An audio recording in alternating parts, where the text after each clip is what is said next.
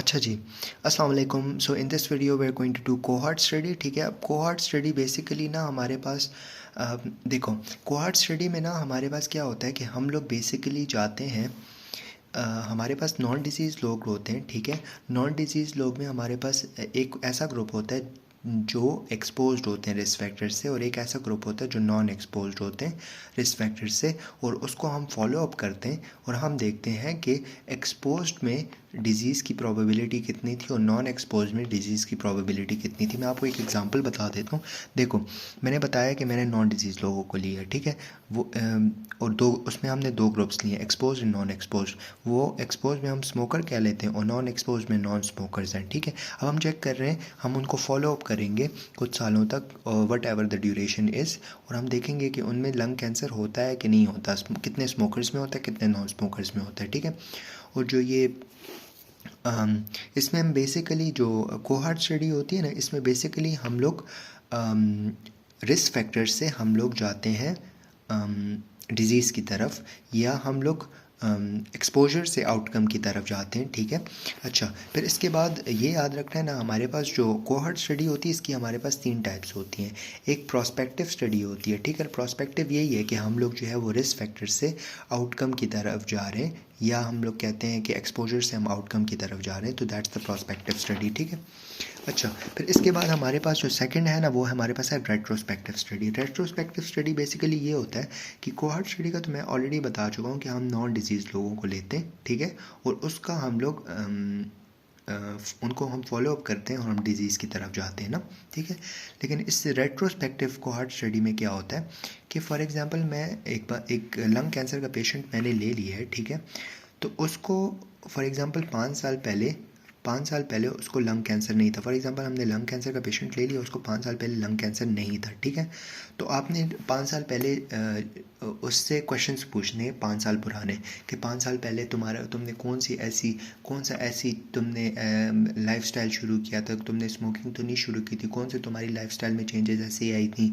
फिर आपने उस लाइफस्टाइल की चेंजेस को नोट करना है और उसको आपने फॉलो अप करना है, और फिर आपने टू द कॉज की तरफ पहुंचते हैं, डिजीज़ की तरफ पहुंचते हैं। ठीक है, तो ये रेट्रोस्पेक्टिव स्टडी होती है। फिर इसके बाद लास्ट में हमारे पास आ जाती हैं कंबाइंड स्टडी। ठीक है, फिर इसके बाद हम लोग आते हैं indication of the cohort study. ठीक है, अब कोहॉर्ट स्टडी की इंडिकेशन ये होती है ना कि सबसे पहले कोहॉर्ट स्टडी जो होता है ना, ये हम लोग जो है ना, they should be major association between the exposure and the outcome और एक्सपोजर के बीच में एक मेजर एसोसिएशन होना चाहिए। ठीक है, और हम कोहॉर्ट स्टडी कभी भी जो वो होते हैं ना माइनर एक्सपोजर जो डिजीज़ होती हैं, उनके लिए हम कभी भी नहीं करते। फॉर एग्जांपल मैं कहता हूँ कि शुगर केन की वजह से, शुगर केन की जो डस्ट होती है उसकी वजह से बेगासोसिस होता है। ठीक है, अब जो बेगासोसिस है, ये अब पाकिस्तान में कितने शुगर केन्स की है, मैक्सिमम 2 या 3। ठीक है,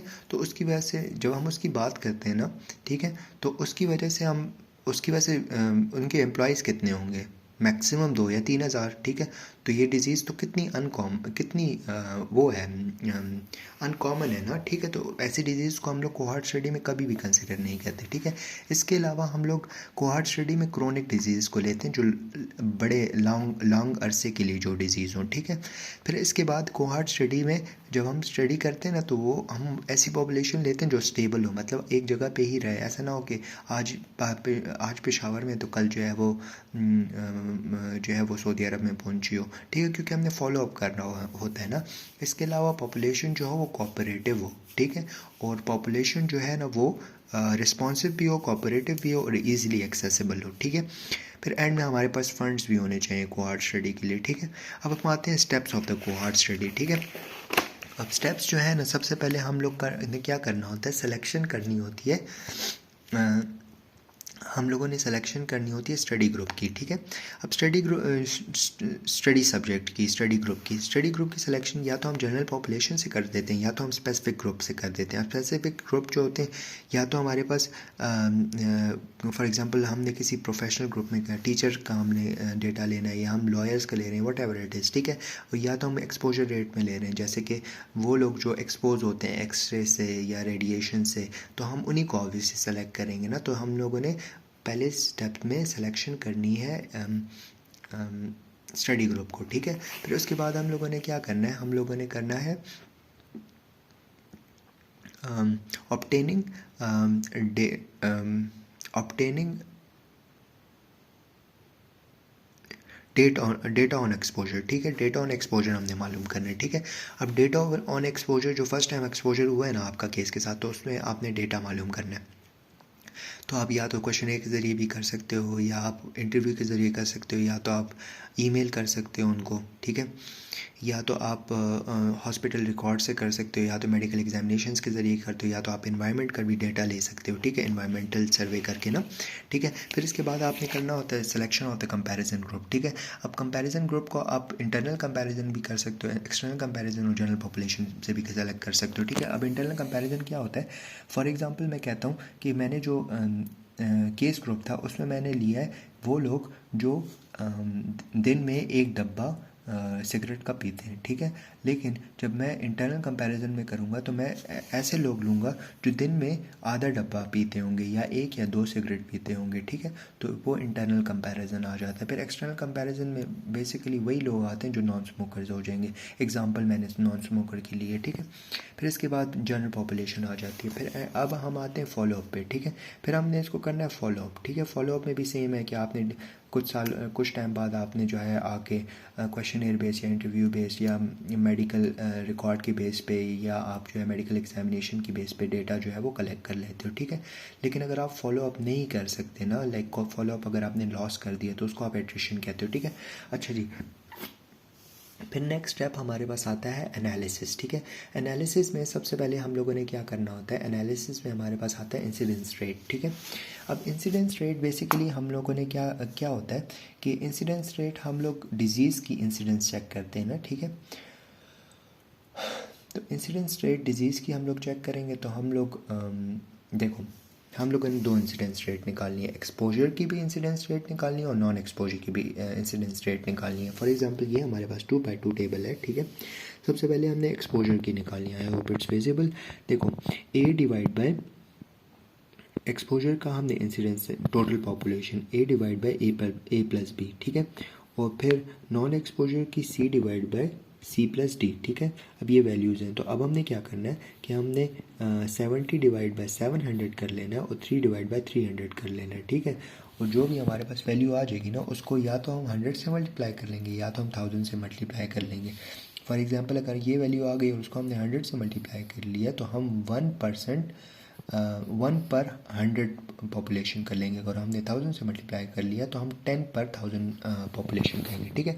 फिर इसके बाद हम लोगों ने क्या करना है कि हम लोगों ने रिस्क फैक्टर रिलेटिव रिस्क निकालना है, ठीक है। अब रिलेटिव रिस्क हम लोग कैसे निकालते हैं, रिलेटिव रिस्क हम लोग basically incidence rate of exposure divide by incidence rate of non exposure multiply by 100 से हम लोग इंसिडेंस रिलेटिव रिस्क निकाल लेंगे, ठीक है। अब रिलेटिव रिस्क अगर हमारे पास अगर 1 होगा ना तो हमारी एक्सपोजर और रिस्क फैक्टर में एसोसिएशन नहीं होगी। अगर ग्रेटर देन 1 होगा तो स्ट्रॉन्ग एसोसिएशन होगी, अगर लेस देन 1 होगा तो नेगेटिव एसोसिएशन होगी, ठीक है। इसके बाद हम जाते हैं एट्रीब्यूटेबल रिस्क। एट्रीब्यूटेबल रिस्क जो होता है ना बेसिकली उसमें हम लोग क्या करते हैं कि हम लोग जो हमारे पास इंसिडेंस रेट ऑफ एक्सपोजर को incidence rate of non expose जो लोग थे वो माइनस करना है, ठीक है। तो इससे हमारे पास एट्रीब्यूटेबल रिस्क आ जाएगा। लेकिन अब अगर हम एट्रीब्यूटेबल फैक्टर की बात करते हैं तो सेम चीज़ करनी है, माइनस करके उसको डिवाइड कर देना है incidence rate of exposure people multiply by 100, ठीक है। फिर इसके बाद इसकी इंटरप्रिटेशन बेसिकली ऐसे होती है, अगर ज़ीरो है ना तो नो रिलेशन है, ठीक है। अगर ज़ीरो से ज़्यादा है तो स्ट्रॉन्ग पॉजिटिव एसोसिएशन है और ज़ीरो से कम है तो नेगेटिव एसोसिएशन है, ठीक है। फिर इसके बाद हम लोग आते हैं पॉपुलेशन एट्रीब्यूटेबल रिस्क ना। तो पॉपुलेशन एट्रीब्यूटेबल रिस्क हम लोग कैसे निकालते हैं कि हम लोग number of people died because of that disease minus total number of people died because of that disease minus people died with no exposure divided by total number of people died because of that disease, तो हमें जो है वो population attribution risk आ जाएगा, ठीक है। अब इससे ना इसमें आपने कुछ चीज़ें याद रखनी है। इंसिडेंस बेसिकली हमें बताता है कि किन लोगों को डिजीज़ हुई है, ठीक है। फिर इसके बाद जो वो होता है रिलेटिव रिस्क होता है वो बेसिकली हमें बताता है कि जो रिस्क फैक्टर है उसका क्या एसोसिएशन है डिज़ीज़ के साथ, ठीक है। फिर इसके बाद जो एट्रीब्यूटेबल रिस्क होता है वो हमें बताता है कि जो रिस्क फैक्टर है उसकी वजह से डिज़ीज़ कितनी हुई है, ठीक है। पॉपुलेशन एट्रीब्यूटेबल रिस्क बताता है हमें अगर हम रिस्क फैक्टर को एलिमिनेट कर देना तो हमारे पास डिज़ीज़ में कितनी कमी आती है, ठीक है।